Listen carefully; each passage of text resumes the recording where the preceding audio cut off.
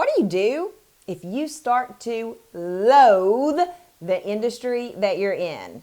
You know, you may work in the online world and be like, I can't stand where the industry's going. Or maybe you're a corporate sales rep and you're like, is this really ethical? Find out on today's Authentic Selling TV. When we enter into our next big thing, we try to be prepared. We try to gain all the knowledge about the industry which we are entering into, right? And usually it's kind of like a relationship with your spouse or your partner. You see only the good things. I mean, you could fall so in love. Yes, here for it. But then after you get to know that person for a little while, you're like, oh my God, they drive me absolutely crazy. That's not just me, right? Right? You feel that, right? The same thing can kind of happen with the industry in which we work. Whether you're working in corporate or you're working in the online industry as a coach or consultant or course creator, you obviously entered into this industry or this job because you saw a lot of opportunity, because it gave you permission to do something you love, probably make a lot of money, as well as help people. Sign me up, here for it. But then as you get into the industry, oftentimes, especially in the online world, it can be like, oh, I didn't know that. Or, oh, yeah, I took that class with that money back guarantee and I see how they did that. Like there's a little bit of trickery there. Or I took that class where I was going to have access to coaching every day, but not with the person, with coaches. No disrespect to people who do that. Just be truthful in your advertising. And so what can happen as a consumer of things in your industry, it can start to feel icky, sleazy, slimy, gross, crusty, musty, rusty, dusty. On the flip side, in the corporate world, the same thing can happen. As a pharmaceutical sales rep, when I started, I loved my job. I felt like I was bringing life-saving medicines to people. Now, there are going to be people watching this video who are like, medicine is the devil, drug companies are the devil. I get it. But at the time, I felt like I'm bringing life-saving medicines to people. I'm making a real difference, a real impact. And then you get into the industry and you see that other side, right? That other side of, I don't know if I love this or not.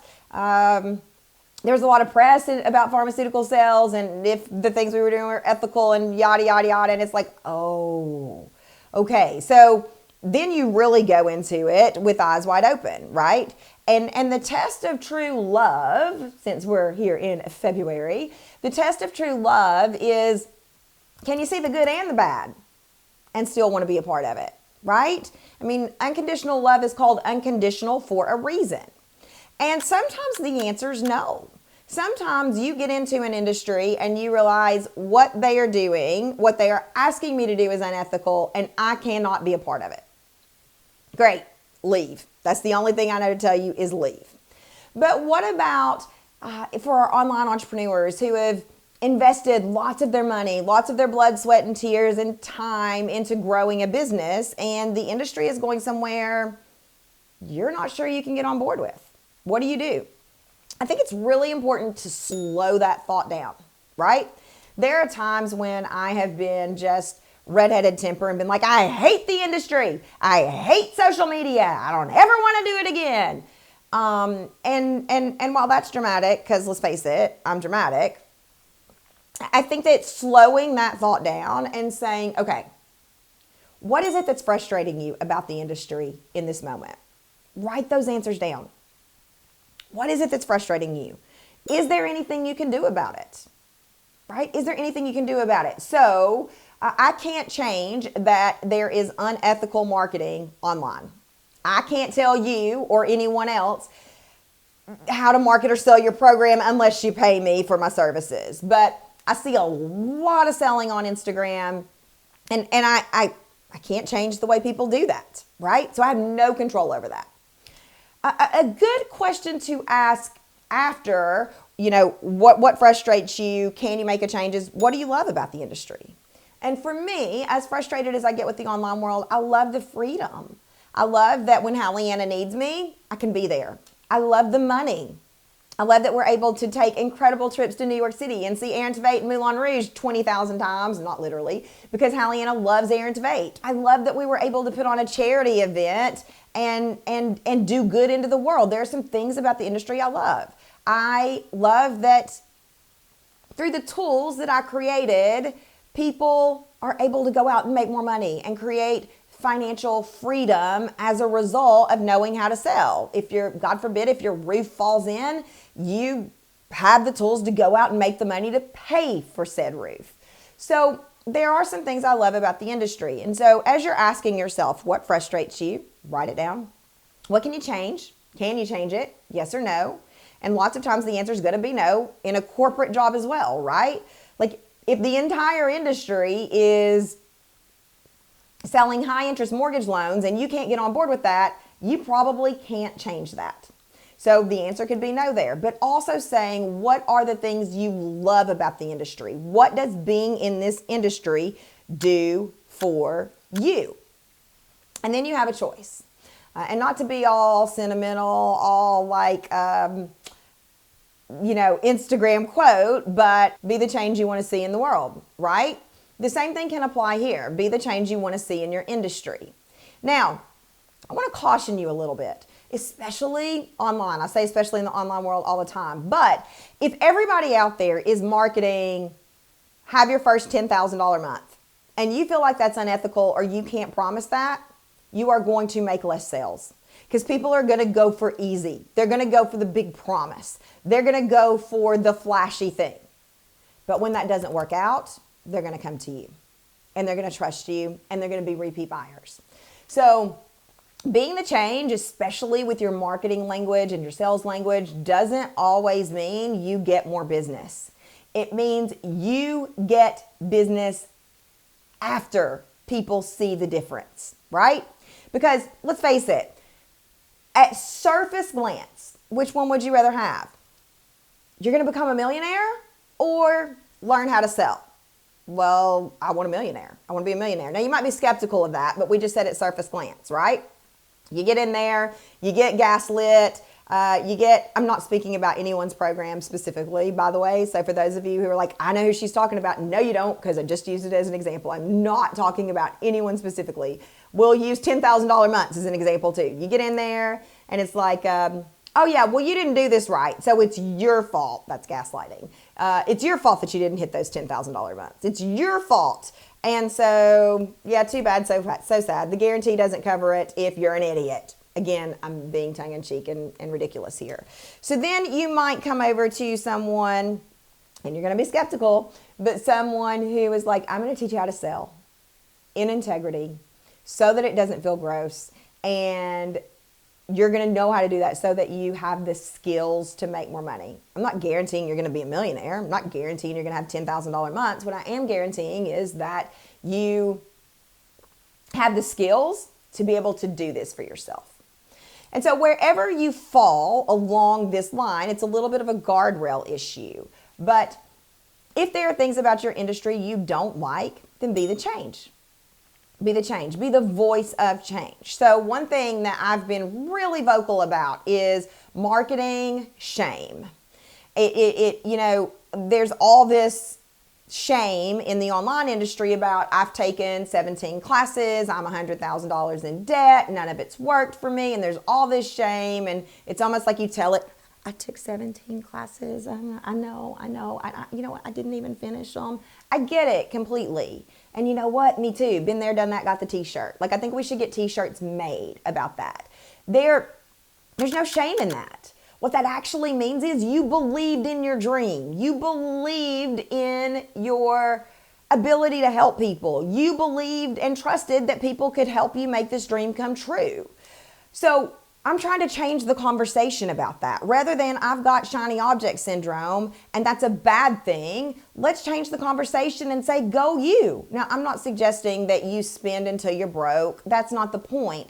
The point is everybody out there talks about, course graveyard and all of these things, and it makes us feel bad about ourselves. Okay, well, yeah, I got one too. Great, good deal. Does that make you think of me any less? I hope not. If it does, that says something about you and not me, but that's a different story. That we don't talk about that on this channel. And I try very hard to say, and this is not oh, Kendrick, you're so fabulous. I'm just trying to give you examples of how I try to be the voice of change in the online industry for my customers. So, one of our promises is if you don't get results, email me, right? If I promise you $10,000 months and you don't, which I'm not going to promise that, but if I promised you $10,000 months and you don't get $10,000 months, email me. That's on me. That's not on you. That's on me. Now, if I promised you $10,000 months and you slept every day, that is on you. But we at least need to have the conversation. It's no different than if you bought a phone and the phone doesn't make calls, you would take it back to the phone buying place, the phone getting place, right? And so what we try to do is say, okay, what don't I like about this industry? I loathe false promises and people basically, sorry, lost train of thought. I loathe false promises and people basically saying, oh, you bought my product or service, but it didn't work for you. That's on you.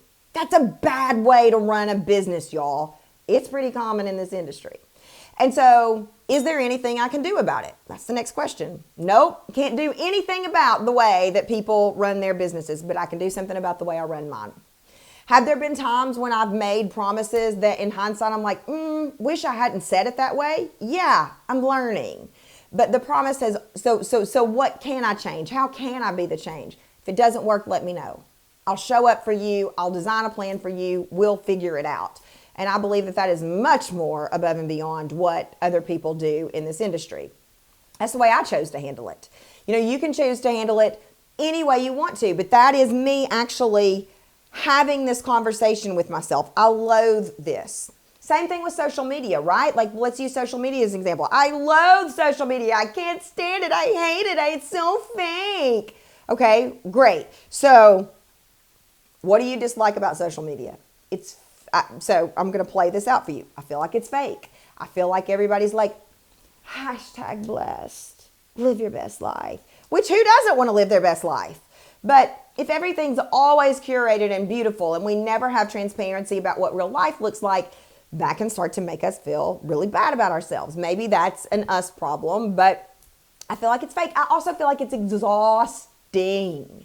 When I started, Facebook was the only social media platform that we used. Instagram didn't exist. And so now you've got Facebook, Instagram, TikTok, Pinterest, YouTube, LinkedIn. Oh my. And so I feel like it's exhausting to do all of those things in the way that we used to do Facebook. So that's what I don't like about it. It's exhausting. I feel like for a long time, I felt like the best I could do was half-ass it. Well, what would you change? I don't know how to change it because we are in a society of more is always better. More. More access, more engagement, a new platform. What was the one that came out of Clubhouse or something like that? More is always better, right? And I can see benefits of all of these things. So what can I do about it? I can't change that. I can't say no more social media is ever going to be created because, come on, I don't have that kind of power. You don't want me to have that kind of power. But I can change my relationship to social media. And so what we decided to do here, right, because this is about your relationship with your business, changing my relationship to social media. I'm not going to be all the places. I'm not. I'm going to pick one and double down and go all in on that one. And that one is YouTube because I love it. And then we're going to use that content other places. We're going to use it on Instagram. We're going to use it on Facebook. So I can change how I do social media. Rather than being everywhere to increase visibility, I'm going to be one place and try to do it the best I know how. And you know what? I've been doing that for, 8 months, 6 months, and I don't hate social media anymore. My whole relationship has changed. Did I change the whole industry? No, but I changed my relationship with the industry. And that's the same thing that you can do. Whether you're in corporate selling and, let me back up. There's some absolutes, right?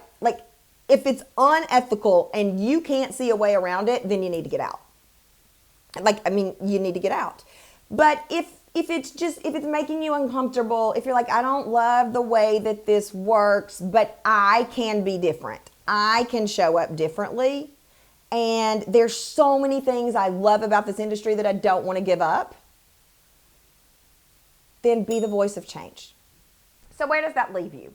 It leaves you in a little bit of a, oh, well, what? What does all this mean? It leaves you in a place of, if you have an ethical problem with your industry, right? You are selling, I use this as an example all the time, but there are lots of examples, high interest mortgage loans, and you feel like, I just can't get on board with that, then you need to get out, right? It will crush your soul to continue to do something that you're that morally opposed to. But before you do that, ask yourself these questions. And especially in the online industry, ask yourself, what do you loathe about the industry? Write it down. Give it a place to breathe. We don't want to manifest more of that, but there are some realities about the industry that we don't like. What can you do to change it? Is there something you can do to change it? Lots of times that answer is going to be no. What do you love about the industry? Like, let's give it some fair balance here, right? What do you love about the industry? And then, is there a way that you can be different inside of the industry? So these little 3 questions actually work for the online industry. They work for corporate as well. Maybe you're my history background is I've sold a lot of things. I've sold credit cards, gag me with a spoon. I've sold lumber, I've sold pharmaceuticals, and I'm not going to change that entire industry, but I can change how I show up in that industry, right? I can make sure that I'm always saying, this is who this product is for, and this is the other side. This is who it's not for. It's contraindicated here. It's not going to help people. So how can you be the change? Let me give you just one more example just to make sure that we tie this home. When I was a pharmaceutical sales rep, I sold a drug that I loved that helped after you've had a heart attack. And the mortality data on that drug was fabulous. Loved it. But we ended up having a supply problem. We had a supply problem with that drug. And so I had a quota to hit, right? That's what I got paid to do. But I went into all my cardiologists and said, do not start any new people on this drug, even if it's the best choice for them, because we are getting ready to run out of supply. I didn't hit my quota that month either, by the way, because nobody wrote my product. But I felt like it was unethical to say, great, you've had a heart attack, we're going to start you on this drug, and now you can't get it. So my sales tanked. That was not probably something that my company wanted me to do. I didn't ask for permission. I just said, this is the ethical thing to do. And when it's time, when we have supply back up, when the problems at the whatever, I don't remember what happened, this was a decade ago, but when all that's, fixed and we can start people and keep them on it, I'll have a different conversation with my cardiologist. But I literally spent a full 2 weeks going in and telling people, don't write my product for the next month. Yeah, I took a personal hit for it. My numbers tanked. I'm sure the company didn't like it, but that was how I could exist in that industry. I was going to be different. Truth and transparency. So there's just another example just to give you an idea of, well, what if you have so little control over the industry? I did, but I had control over how I showed up in the industry. And that's the point I'm trying to make here. There's that old saying that it's a ridiculous saying, don't throw the baby out with the bathwater. But this is kind of one of those things. Like, if there are things that you love about your industry or your job or whatever, realize that your relationship doesn't always have to be negative. Just because the industry is going somewhere you're not sure you can get on board with. Quite honestly, every job I've worked has things I loathe, things I really don't want to get on board with. And so also needed a job, also needed to put food on the table. And so, I had to figure out how to exist within that industry and how to be the kind of person I wanted to be, rather than lighting a match and burning it all down. For more tips, practical, tactical, amazing sales tips like this to help you close more sales, subscribe by ringing the bell below. And I believe in you, and I believe in your business. Bye, y'all.